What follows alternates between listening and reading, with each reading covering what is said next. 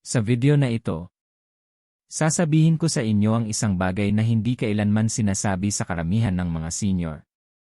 Kung ikaw ay 60 taong gulang pataas at nagigising ka sa gabi para umihi, putol-putol ang tulog mo, pagod ka pa rin kahit matagal kang nakahiga, hindi ito normal na pagtanda. Ito ay tahimik na paghingi ng tulong ng iyong mga bato. At narito ang masakit na katotohanan. Mas maraming senior ang nasisira ang bato tuwing panahon ng kapistahan, kaysa sa anumang oras ng taon, hindi dahil sa alak, hindi dahil sa gamot, kundi dahil sa mga kinakain nila nang hindi nila namamalayan. Ngayon, ipapakita ko sa iyo ang 5 simpleng prutas na makakatulong sa iyong mga bato na maglabas ng lason. Bawasan ang pag-ihi sa gabi. Ibalik ang mahimbing at tahimik na tulog. Kung kakainin sa tamang paraan. Pero makinig kang mabuti. Ang prutas #4 at #5 sa video na ito ang madalas binabaliwala ng mga senior at sila ang pinakamakapangyarihan para sa tulog at kidney detox. Kaya kailangan mong panoorin hanggang dulo ang video na ito. Ang video na ito ay hindi libangan. Ang video na ito ay proteksyon. Ang video na ito ay pag-iwas sa sakit. Bago tayo magpatuloy, gawin mo ito ngayon. I-type ang via sa comment section kung ikaw ay 60 panandang pandagdag at gusto mong makatulog ng dire-diretso sa gabi muli. At sabihin mo kung saan ka nanonood. Ang iyong bansa, lungsod o baryo. Gusto kong makita kung ilang senior sa buong mundo ang kumokontrol na muli sa kanilang kalusugan ngayon. Ngayon makinig ka. Ang mga doktor tulad nina Barbara O'Neill at mga kidney health educator ay nagbabala na kapag ang mga bato ay napupuno ng dumi, asukal, at pamamaga, gumagawa ang katawan ng 3 mapanganib na bagay. Ginising ka sa gabi para umihi. Pinipigilan ang malalim na tulog. Pinapabilis ang pagtanda ng tahimik. Ito ang dahilan kung bakit sinasabi ng ilang senior. Natulog ako pero parang hindi ako nagpahinga. Kung ikaw yon, mag-comment ng vice ngayon. Ito ang talagang masakit sa puso ko. Maraming senior ang iniisip na ang paggising gabi-gabi ay bahagi lang ng pagtanda, kaya tahimik silang nagtitiis. Hindi sila nagrereklamo. Hindi sila nagtatanong. Tinanggap na lang nila. Pero mapanganib ang pagtanggap. Dahil ang mahinang tulog ay humahantong sa mataas na blood pressure, pagkawala ng memorya, mahinang resistensya, mas mabilis na pagkasira ng bato. At lahat ng ito ay nagsisimula sa gabi. Kung naniniwala ka na ang tulog ay buhay, ay type ang live sa comments. Sa video na ito, matututunan mo bakit naapektuhan ng bato ang pantog sa gabi. Bakit ang ilang umalusog na prutas ay nagpapalala ng pag-ihi sa gabi. Aling mga prutas ang banayad na naglilinis ng hindi pinapagod ang matatandang bato. Kailan dapat kainin ang mga ito para hindi ka magising sa gabi? At muli, huwag mong laktawan ang video na ito. Bawat bahagi ay konektado sa susunod. Mag-subscribe ngayon sa aming channel, Gintong Sustansya. I-on ang notification bell. At I-like ang video na ito para mas maraming senior ang makarating sa mensaheng ito bago pa mahuli ang lahat. Umiiral ang channel na ito para sa isang dahilan lang. Tulungan ang mga senior na mabuhay ng may lakas, dignidad, at kapayapaan, hindi puro gamot lang. Ngayon manatili ka sa akin. Dahil maaaring ikagulat mo ang unang prutas. Hayaan mong sabihin ko ito ng malinaw at gusto kong makinig ka ng buong buo. Kung nagigising ka sa gabi para umihi. Kung putol-putol ang tulog mo. Kung paikot-ikot ka sa kama at pagod pa rin paggising. Hindi lang pantog ang problema mo. Nagsisimula ang problema sa iyong mga bato. Dito naliligaw ang maraming senior. Maaaring nasabihan ka na. Normal lang yan sa edad mo. Ang pahayag na iyan ay nakasakit sa milyon-milyong senior. May pagbabago ang katawan habang tumatanda. Pero ang madalas na pag-ihi sa gabi at mahinang tulog ay babala, hindi kapalaran. Ayon sa mga kidney health educator at functional medicine experts tulad nina Ir Jason Fung at Ir Barbara O'Neill, ang mga bato ay hindi lang tagasal. Sila ay taga-kontrol ng tulog, hormones, balanse ng tubig, at kalma ng mga ugat. Ipapaliwanag ko ito sa simpleng paraan. Ang iyong mga bato ay nagtatrabaho 24 oras, pero sa gabi, dapat silang bumagal para makapagpahinga ang katawan. Kapag malusog ang mga bato, bumababa ang paggawa ng ihi sa gabi. Nanatiling balance ang fluids. Kalma ang pantog. Malalim ang tulog ng utak. Pero kapag napapagod ang mga bato, hindi sila marunong huminto. Ano ang nangyayari? Patuloy silang gumagawa ng ihi. Mabilis mapuno ang pantog. Paulit-ulit kang nagigising. Mababaw ang tulog. Hindi talaga nagpapahinga ang utak. Kung nagigising ka higit sa 1 beses bawat gabi, ay type ang maya sa comments. Ngayon, may isang bagay na hindi alam ng karamihan. Ang mga bato ay direktang konektado sa nervous system. Kapag naiipon ang lason sa dugo mula sa mahinang digestion, asukal, pamamaga, o kakulangan sa tubig, sinisignal ng mga bato ang utak na maging alerto. Ang alertness na yon ang gumigising sa iyo mula sa malalim na tulog. Ito ang dahilan kung bakit sinasabi ng ilang senior, mababaw ang tulog ko. Kahit kaunting ingay, nagigising ako. Hindi na ako makatulog ulit pagkatapos umihi. Kung pamilyar ito sa iyo, mag-yes ngayon. Magpatuloy tayo. Kinokontrol din ng mga bato ang electrolytes tulad ng potassium, sodium, magnesium. Kapag wala sa balanse ang mga ito, pinupulikat ang kalamnan sa gabi. Hindi mapakali ang mga paa. Hindi regular ang tibok ng puso. Tumataas ang anxiety. At pinapatay ng anxiety ang tulog. Hindi ito guni-guni. Ito ay biyolohiya. Ipinaliwanag ng mga eksperto na ang mahinang kidney function ay sumisira sa melatonin, ang hormone na nagsasabi sa katawan, oras na para matulog. Kaya kahit maaga kang humiga, ayaw pa ring mag-off ng katawan mo. Kung aktibo ang isip mo sa gabi, mag-comment ng active. Ngayon makinig ka, napakahalaga ng bahaging ito. Tuwing panahon ng kapistahan, maraming senior ang kumakain ng mas mabibigat na pagkain. Mas maraming asukal. Mas kaunting tubig sa araw. Kumakain ng prutas sa maling oras. Lahat ng ito ay pinapasan ng mga bato. At sa gabi sila bumabawi. Kung kailan dapat kang nagpapahinga. Ito ang dahilan kung bakit sinasabi ng ilang senior, mas masama ang tulog ko kapag holidays. Hindi ito tsamba. Ito ay sanhi at bunga. Kung apektado ang tulog mo tuwing kapistahan, ay type ang Miri. Ito rin ang dahilan kung bakit madalas hindi sapat ang gamot lang. Pwede kang uminom ng pampatulog. Pero kung pagod ang mga bato, hindi kailanman magiging malalim ang tulog. Mas mahalaga ang oras ng pagkain at uri ng pagkain kaysa sa iniisip ng karamihan. At dito pumapasok ang mga prutas. Ang tamang prutas, sa tamang oras, ay kayang baguhin ang lahat. Pero kapag mali ang pagkain ng prutas, lalo lang nitong pinapalala ang pag-ihi sa gabi. Kaya mahalaga ang video na ito. Kung gusto mong protektahan ang iyong mga bato ng natural, ay type ang protect. Bago tayo dumako sa unang prutas, linawin ko muna ito. Hindi sira ang katawan mo. Nakikipag-usap ito sa iyo. Ang paggising sa gabi ay mensahe, hindi parusa. At kapag naintindihan mo ang mensahe, maaari mo nang simulan ayusin ang problema. Dahan-dahan, natural at ligtas. Siguraduhing nakasubscribe ka sa gintong sustansya. Pindutin ang notification bell. At I like ang video na ito. Dahil ang susunod mong matututunan ay makakatulong sa iyong mga bato na magpahinga. At kapag nagpapahinga ang mga bato, bumabalik ang tulog. Ngayon, pag-usapan na natin ang unang prutas. Magsimula tayo sa unang prutas, at gusto kong makinig ka ng mabuti dahil madalas itong minamaliit. Mansanas.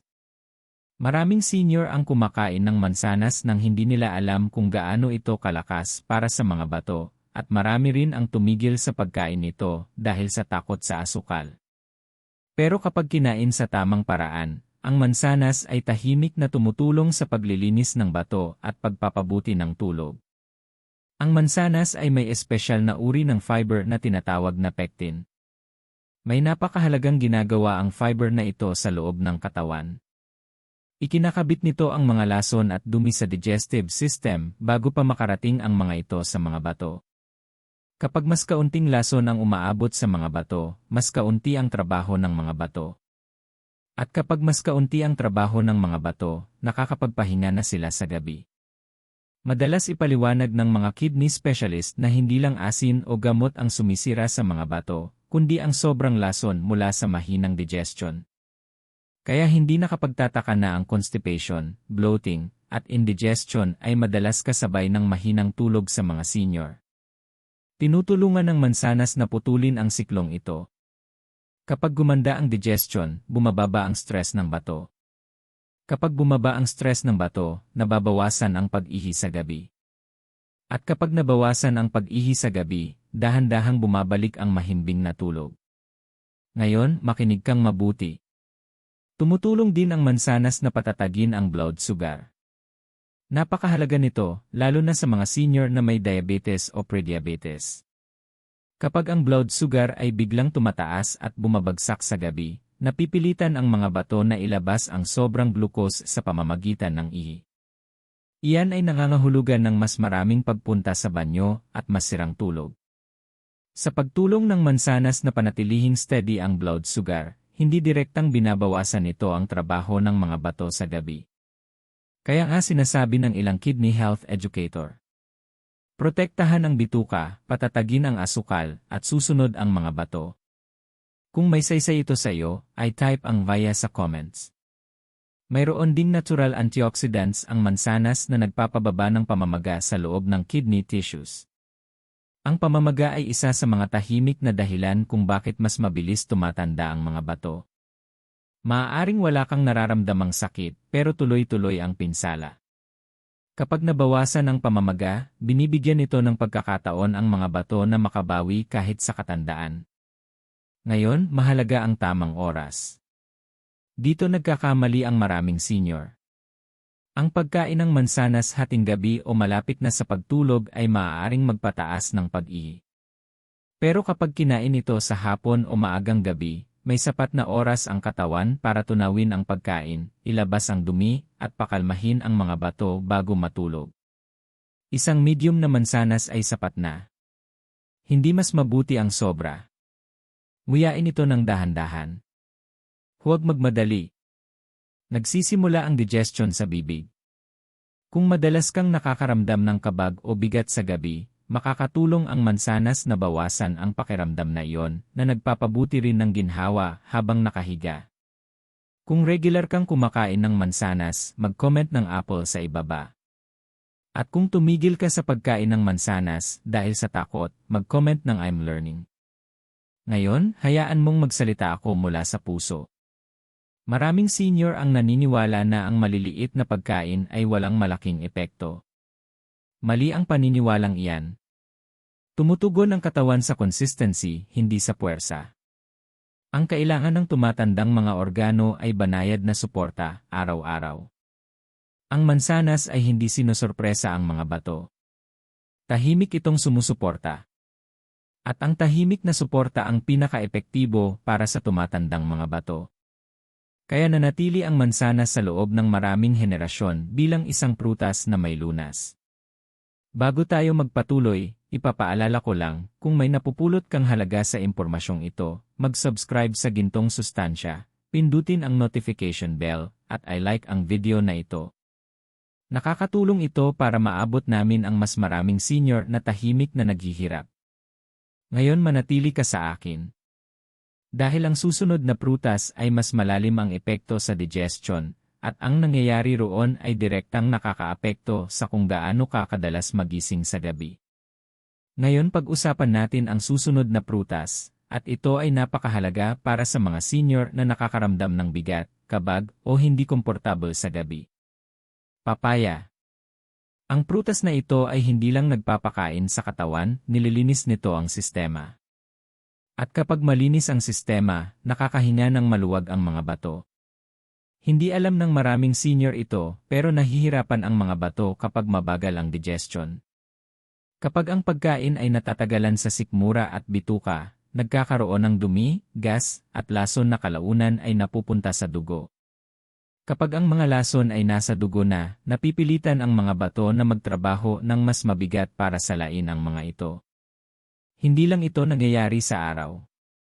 Nagpapatuloy ito sa gabi at doon nagsisimulang masira ang tulog. Ang papaya ay may natural digestive enzyme na tinatawag na papain. Ang enzyme na ito ay tumutulong sa banayad at kumpletong paghimay ng protina, kaya mas kaunting dumi ang umaabot sa mga bato. Kapag gumanda ang digestion, hindi na overloaded ang mga bato. At kapag hindi na overloaded ang mga bato, nababawasan ang pag-ihi sa gabi. Kaya maraming senior na inayos ang digestion ang napapansin ang isang nakakagulat na bagay. Mas mahaba na ang tulog nila nang hindi nagigising. Nakakatulong din ang papaya na bawasan ang pamamaga sa loob ng katawan. Ang pamamaga ay tahimik na kaaway ng mga bato. Maaaring wala kang maramdaman, pero pinatitigas nito ang mga ugat, iniirita ang kidney tissues, at sinisira ang balance ng fluids. Tahimik na gumagana ang papaya, pinapakalma ang apoy sa loob.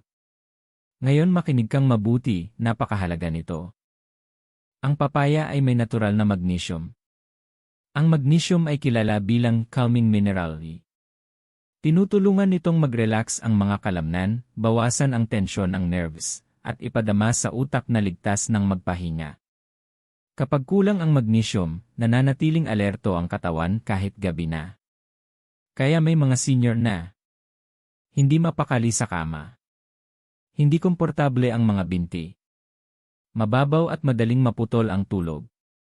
Sinusuportahan ng papaya ang prosesong ito ng natural. Kung madalas kang nakakaramdam ng kabag, hangin sa tiyan, o bigat sa gabi, ay type ang maya sa comments. Pero tandaan, mahalaga ang tamang oras. Ang pagkain ng papaya hating gabi ay maaaring magpataas ng pagpunta sa banyo. Ang pinakamainam na oras ay umaga o maagang gabi, kung kailan malakas pa ang digestion. Isang maliit na mangkok ay sapat na. Hindi ito tungkol sa dami, kundi sa talino ng pagkain. At laging kainin ang papaya mag-isa, huwag isabay sa mabibigat na pagkain. Sa ganitong paraan, mas maayos na gumagana ang enzymes. Kung may bago kang natututunan ngayon, mag-comment ng learning.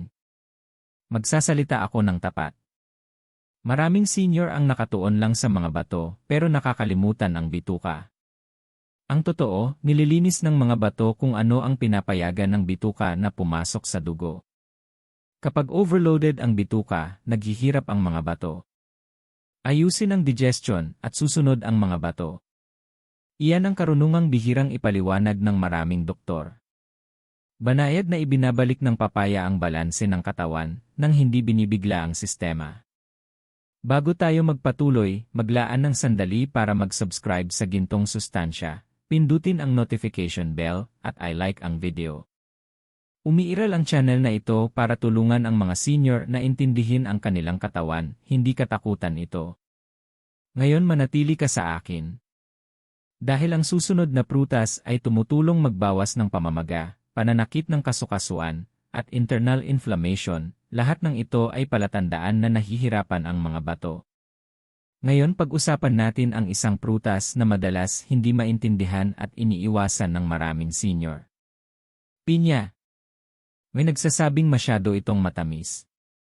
May nagsasabing masyado itong acidic. Pero ito ang katotohanan, kapag kinain sa tamang paraan at sa maliit na dami, ang pinya ay nakakatulong bawasan ang isa sa pinakamalalaking nakatagong problema ng mga senior, pamamaga. At ang pamamaga ay tahimik na kaaway ng mga bato.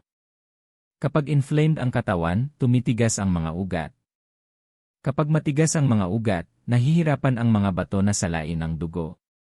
Kapag nahirapan ang pagsasala, mas tumatagal ang dumi sa katawan, at napipilitan ang mga bato na magtrabaho ng mas mabigat, lalo na sa gabi. Doon ka nagigising para umihi. Doon nasisira ang tulog. Ang pinya ay may makapangyarihang natural enzyme na tinatawag na bromelain. Kilala ito ng mga nutrition researcher sa kakayahan nitong pakalmahin ang pamamaga, bawasan ang pamamaga ng laman, at pabutihin ang sirkulasyon ng dugo.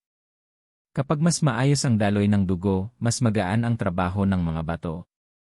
Mas mahalaga ito kaysa sa iniisip mo. Maraming senior ang nakakaranas ng pamamaga sa paa, bukong-bukong, o binti, lalo na sa gabi. Hindi lang ito dahil sa pagtayo o edad. Madalas, senyales ito na hindi maayos ang paghawak ng fluids ng katawan at may kinalaman ang mga bato. Sa banayad na pagbawas ng pamamaga at pagtulong sa galaw ng fluids, nakakatulong ang pinya na bawasan ang bigat at paninikip sa ibabang bahagi ng katawan. Kung namamaga ang paa o binti mo sa gabi, ay type ang maya sa comments. Tinutulungan din ng pinya ang digestion. Kapag gumanda ang digestion, mas kaunting dumi ang napupunta sa dugo. Kapag mas kaunti ang dumi sa dugo, napoprotektahan ang mga bato. Ito ang pattern na paulit-ulit mong makikita, malalim ang koneksyon ng digestion at kidneys. Pero ngayon makinig kang mabuti. Ang prutas na ito ay kailangang kainin ng may disiplina. Ang sobrang pinya ay maaaring magpataas ng blood sugar at pag-ihi. Kaya napakahalaga ng tamang dami at oras. Ilang maliliit na hiwa lang ay sapat na. Hindi ito prutas na kinakain sa malalaking mangkok. Ang pinakamainam na oras ng pagkain ng pinya ay hapon, kapag aktibo ang katawan at malakas ang digestion. Huwag kailanman kainin ang pinya sa gabi. Kapag ginawa mo ito, diretsyo nitong pupunuin ang pantog at sisirain ang iyong tulog. Kung naranasan mo nang kumain ng prutas sa gabi at pinagsisihan ito, mag-comment ng learn. May mahalaga akong sasabihin. Maraming senior ang naniniwala na kapag natural ang isang bagay, mas marami ay mas mabuti. Ang paniniwalang iyan ang sumisira sa mga bato. Pinakamainam ang tugon ng tumatandang mga organo sa banayad na suporta, hindi sa sobra. Kapag ginamit ng tama, ang pinya ay nakakatulong pakalmahin ang pamamaga sa loob, bawasan ang fluid congestion, at bigyan ng pahinga ang mga bato, lalo na sa panahon ng kapistahan kung kailan mabibigat ang pagkain.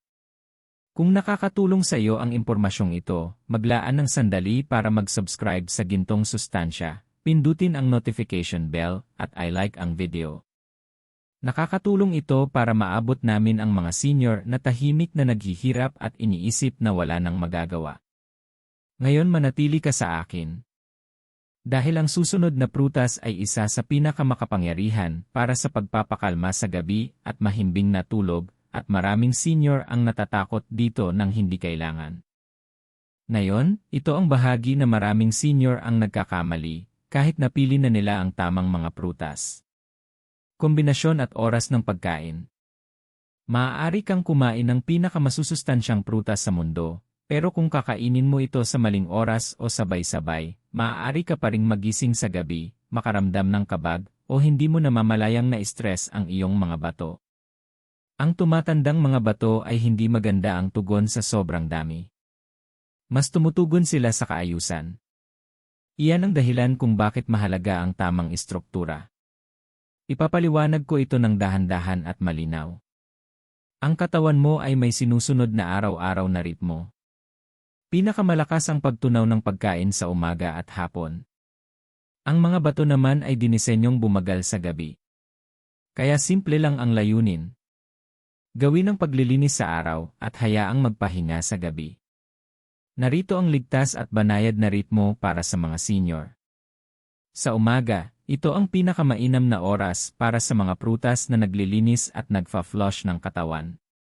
Pinakamainam dito ang papaya o pakwan. Sa oras na ito, aktibo ang katawan mo, malakas ang digestion, at ang pag-ihi ay hindi na makakaistorbo sa tulog mamaya. Sa hapon, ang mansanas o maliit na bahagi ng pinya ang ideal. Tinutulungan nila ang pagtunaw ng pagkain, binabawasan ang pamamaga, at pinipigilan ang pag-ipon ng dumi nang hindi nagtutulak ng sobrang likido papunta sa gabi. Sa maagang gabi, iisa lang ang prutas na nababagay dito at dapat maliit lang ang dami. Isang maliit na saging. Tinutulungan nitong balansihin ang mga mineral, pakalmahin ang nervous system, at ihanda ang katawan sa pahinga. Pagkatapos nito, wala ng prutas.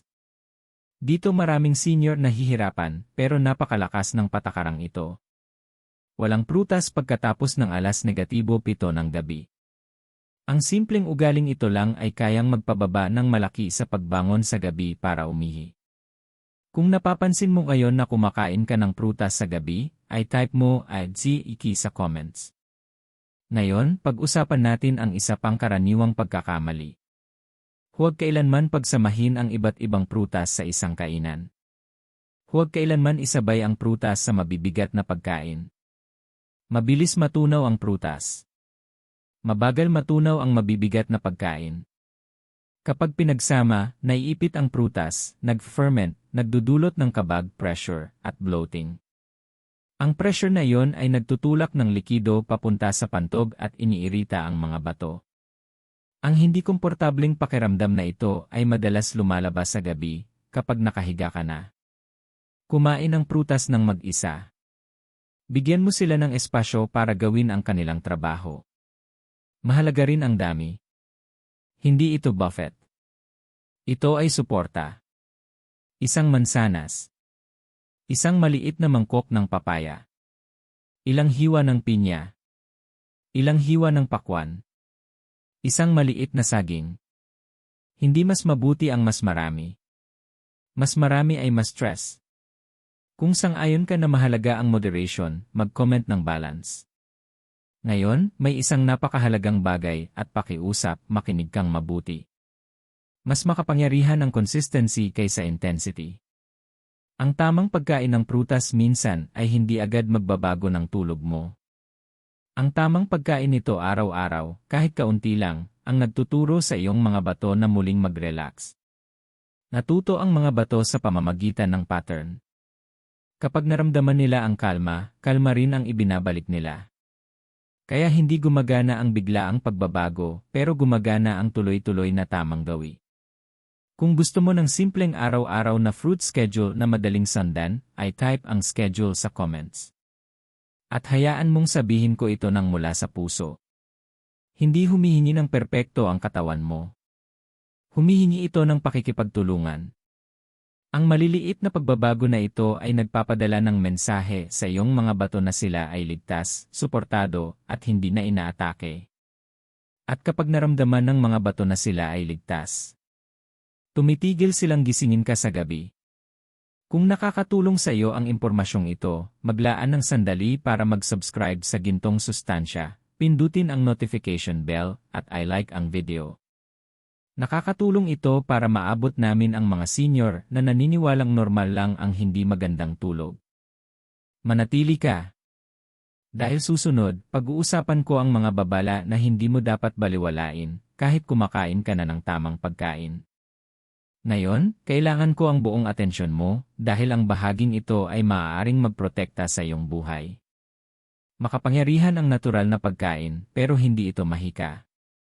Nakakatulong ang prutas sa pagsuporta sa mga bato, pagpapakalma ng sistema, at pagpapabuti ng tulog, pero may mga babalang ibinibigay ang katawan kapag higit pa sa pagkain ang kailangan nito. Ang pagwawalang bahala sa mga senyales na ito ay isa sa pinakamalaking pagkakamali ng mga senior. Maging malinaw tayo.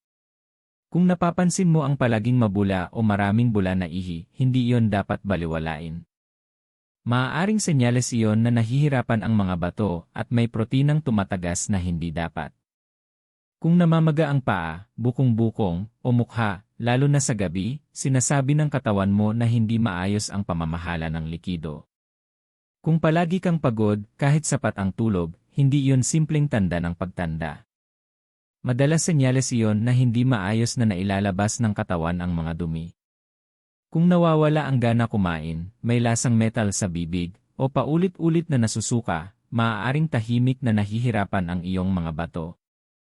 At kung nakakaranas ka ng hirap sa paghinga, pananakit ng dibdib, o pagkalito, hindi iyon mga bagay na dapat ipagpaliban. Kung may alinman dito ang pamilyar sa iyo, ay type ang I'm listening sa comments. Ngayon, sasabihin ko ito ng banayad pero matatag. Ang tamang pagkain ng prutas ay tumutulong sa pagsuporta sa mga bato. Hindi nito pinapalitan ang medikal na pagsusuri kapag malinaw na humihingi ng tulong ang katawan mo. Walang kahihiyan sa pagpapasuri. May karunungan sa maagang pagkilos. Maraming seryosong problema sa bato ang nagiging mapanganib hindi dahil biglaan, kundi dahil masyadong matagal na binaliwala. At narito ang masakit na katotohanan. Karamihan sa mga senior ay walang nararamdamang sakit habang humihina ang kidney function. Tahimik magdusa ang mga bato. Kapag dumating na ang sakit, madalas ay malala na ang problema. Kaya mahalaga ang kamalayan. Ang pagkain ay nagbibigay ng suporta. Ang kaalaman ay nagbibigay ng proteksyon. Kung umiinom ka ng mga gamot, lalo na para sa alta presyon, diabetes, o pananakit, mas mabigat na ang trabaho ng iyong mga bato. Hindi ito dahilan para matakot, dahilan ito para maging mas maalam. Nakakatulong ang maliliit na araw-araw na gawi, pero ang regular na pag-monitor ng kalusugan ang tunay na nagpoprotekta sa iyo. Kung sang-ayon ka na mas mabuti ang pag-iwas kaysa pagsisisi, mag-comment ng prevention. Itama rin natin ang isang mapanganib na paniniwala. May ilang senior na iniisip, kung healthy naman ang pagkain ko, hindi ko na kailangang magpa-check. Marami na ang napahamak dahil sa paniniwalang iyan. Ang healthy na pagkain at medikal na gabay ay hindi magkaaway. Mas epektibo sila kapag magkasama. Ang layunin mo ay hindi palitan ang doktor, kundi bawasan ang bigat sa katawan mo at maagang matukoy ang problema. Pakinggan mo itong mabuti. Kung pakiramdam mo ay palala ng palala ang mga sintomas mo sa halip na gumagaan, huwag nang maghintay. Humingi ng propesyonal na tulong. Hindi iyon kahinaan. Iyon ay paggalang sa sarili. Mahalaga ang buhay mo. Mahalaga ang ginhawa mo. Mahalaga ang tulog mo. Kung seryoso kang protektahan ang iyong mga bato at mamuhay ng may dignidad, ay type ang A-Care sa comments. At kung nakakatulong sa iyo ang video na ito para mas maintindihan ang katawan mo, mag-subscribe sa Gintong Sustansya, pindutin ang notification bell, at I-like ang video. Nakakatulong ito para maabot namin ang mga senior na iniisip na normal lang ang magtiis ng tahimik. Manatili ka.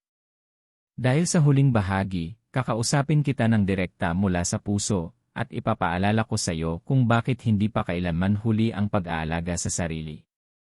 Ngayon, narating na natin ang huling bahagi ng video na ito, at gusto kong makinig kang mabuti dahil dito nagsasama-sama ang lahat. Hindi ka matanda. Hindi ka sira. Hindi bumibigay ang katawan mo, humihingi lang ito ng suporta. Ang paggising sa gabi, hindi mapakaling mga binti, pamamaga, at mababaw na tulog ay hindi parusa. Mga mensahe ito mula sa katawan mo. Nakikipag-usap ang iyong mga bato at oras na para makinig. Ang 5 prutas na tinalakay natin, mansanas, papaya, pinya, saging, at pakwan ay higit pa sa pagkain. Mga kasangkapan sila ng suporta, mga banayad na gabay na tumutulong sa iyong mga bato na magpahinga, sa digestion na gumana ng maayos, at sa tulog na bumalik. Ngunit ang susi ay ang tamang oras, tamang dami, at tamang balanse. Kapag ginawa ito ng tuloy-tuloy, mapapansin mo ang pagbabago. Maaaring ilang araw lang, maaaring 1 linggo, pero tutugon ang katawan mo. Maraming senior ang naniniwala na kapag 60 o 70 na, huli na para maibalik ang kalusugan. Hindi totoo iyon. Kayang makabawi ng tumatandang mga organo kapag binigyan ng tamang suporta. May kahangahangang kakayahan ang katawan na pagalingin ang sarili, pero kailangan nito ng karunungan at pasensya. Kung nanatili ka hanggang dito, may gusto akong gawin mo ngayon. Mag-comment ng I stayed sa ibaba. Sabihin mo rin kung saan ka nanonood, ang lungsod mo, bansa mo, o kahit ang iyong baryo. Gusto kong makita ang pamilya ng Gintong Sustansya na nagkakaugnay mula sa iba't ibang panig ng mundo. At kung binuksan ng video na ito ang iyong isipan, bigyan ito ng thumbs up. Ang pagbabahagi ng kaalamang ito ay maaaring makatulong sa isa pang senior na tahimik na nahihirapan ngayong gabi. Hayaan mo akong magsalita sandali mula sa puso. Napakahalaga ng buhay para mawalan ng tulog dahil sa mga bagay na kayang ayusin ng natural. Ang maliliit na pagbabagong ito, pagkain ng prutas sa tamang ayos, tamang oras, at tamang dami, ay kayang baguhin ang mga gabing puno ng pagkabalisa tungo sa mga gabing may malalim at sariwang tulog. Tandaan, ang suporta ay hindi nangangahulugang perpekto. Ibig sabihin nito ay pagiging consistent, pagiging maingat, at pakikinig sa katawan mo. Sa bawat araw na sinusunod mo ang mga simpleng hakbang na ito, nagpapadala ka ng mensahe sa iyong mga bato. Pinahahalagahan kita. Iginagalang kita. Maaari ka nang magpahinga. Kung tumatama ito sa iyo, ay type ang maya sa comments. Ipagdiwang natin ang iyong pangakong alagaan ang sarili mo. Bago tayo magtapos, isang huling paalala, mag-subscribe sa Gintong Sustansya, pindutin ang notification bell, at manatiling konektado para sa araw-araw na tips na tumutulong sa mga senior na mas makatulog ng maayos, mas lumakas ang pakiramdam, at mamuhay ng may dignidad. Nandito ang channel na ito para sa iyo, hindi lang para magbigay ng impormasyon, kundi para gabayan ka ng banayad pabalik sa kalusugan. Hindi ka nag-iisa. Makakapagpahinga ang iyong mga bato. Makakagaling ang iyong katawan. Babalik ang iyong tulog. At muling magiging payapa ang pakiramdam ng buhay. Kung tinanggap mo ang mensaheng ito ng buong puso, mag-comment ng I-care at ibahagi kung saan ka nanonood. Hayaan nating ma-inspire ang iba na tahimik na nahihirapan. Salamat sa pananatili hanggang dulo. Tandaan, hindi pa kailanman huli ang magsimulang alagaan ang sarili, at bawat maliit na hakbang na ginagawa mo ngayon ay naglalapit sa iyo sa mahimbing na tulog at mas malusog na mga bato. Magkikita tayo sa susunod na video, kung saan patuloy nating tutulungan ang mga senior na mamuhay ng may lakas, kapayapaan, at kumpiyansa.